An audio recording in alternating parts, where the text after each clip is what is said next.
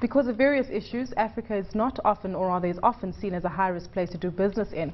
Isak Pretorius, chairman of YPO Pan Africa, joins us now for more. Isak, looking at some of the issues facing the South African continent, there are quite a lot of them. Let's start on things maybe from a regulatory perspective.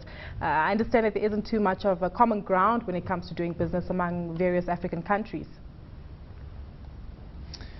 Yeah, I mean, I think we see a challenge in that we're dealing with different legal systems. They come from a different base.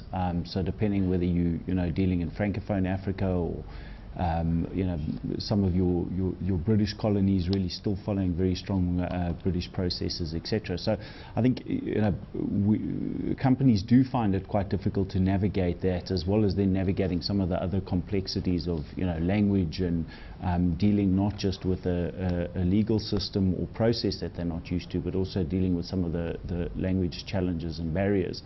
I think, though, to a large extent, that's actually not necessarily big an issue as what it may appear to be on paper. I think generally businesses actually find more of an issue when ground and start to deal with some of the practical challenges of physically doing business in the markets. I take it one of the practical challenges would be infrastructure. If you can't get into a certain area, how are you going to do business with them? Yeah, and I think, infrastructure is a major challenge, because what it does is it affects every element of business. So it's not just getting into those markets and being able to move products in those markets, but if we look globally, many of the countries on our continent still rank in the top 20 or 50 logistics costs or infrastructure costs of doing business. And so what we find is that with this booming middle class that we're seeing in Africa, our consumer base is really growing across the continent. To get product to those consumers at a reasonable cost. And so what ends up happening is, as a result of the challenges around infrastructure and therefore the logistics cost being that much higher, many times what we see is a consumer on our continent is paying more for the product that they're consuming than many other places, or in some cases all other continents around the world. So now that we know some of the issues that we face, how do we best go about solving them in the best way appropriately?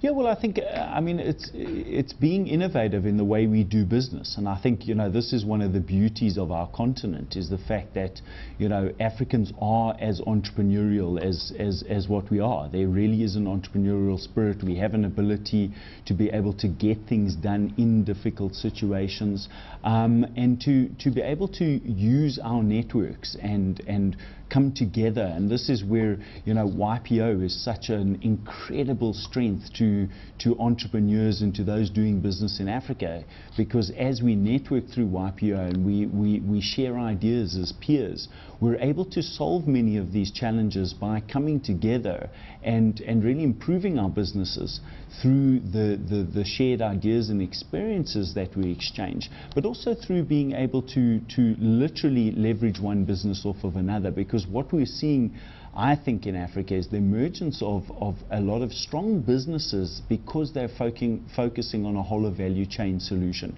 So not necessarily owning everything in the value chain, but being able to connect the right dots at the right time. And so for me, I think networks like YPO, where we've got a global network of over 20,000 CEOs around the world, more than 670 here in Africa, being able to come together and solve these problems together. And I think that's one of the key solutions. Business, governments, we all have to work far more together in being able to solve the challenges that we face, because then we can build not just profitable businesses, but truly sustainable businesses. Coming back to the YPO from an African perspective, are there any particular success stories that stand out?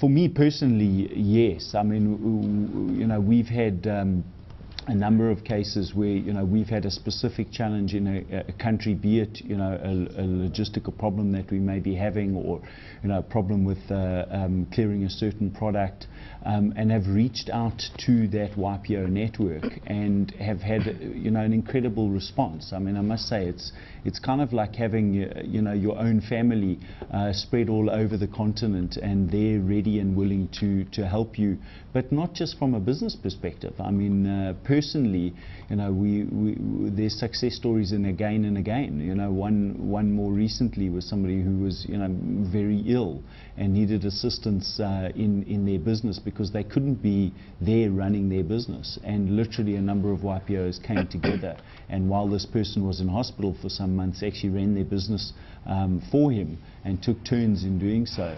And the net result of that was that while the guy was lying in hospital and recovering, his business was actually growing, not just continuing to operate. So there's many success stories, both personally and from a pure business perspective. Isak, thank you so much for your time today. That was Isak Pretorius, Chairman of YPO Pan Africa.